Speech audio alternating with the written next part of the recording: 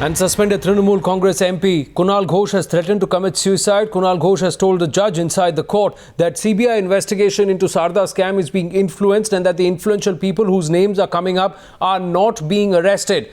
And if they are not arrested within 72 hours, I will commit suicide. That's what he has told the judge inside the court. We'll try and connect with Sambit for more details.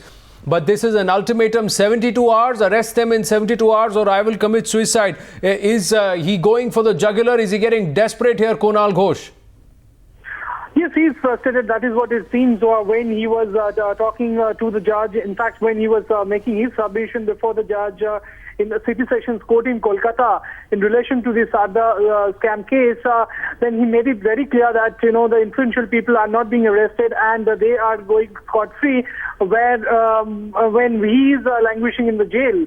So he wants the CBI investigation to be proper and just. He wants the CBI to investigate properly and arrest those whose names are coming up and also carry out the investigation properly. In fact, we had seen that some influential people, in fact, some minister's name had also come up during the course of investigation, and Kunal Ghosh had also alleged that these people were in the loop of whatever happened in relation with Sarda scam, and they had also benefited. In fact, he had taken the name of the chief minister inside the court and also outside while talking to the media when he was being escorted out of court.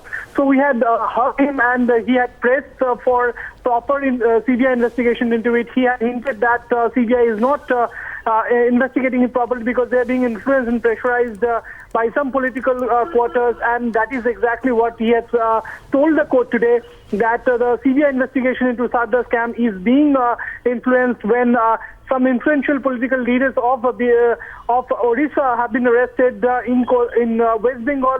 But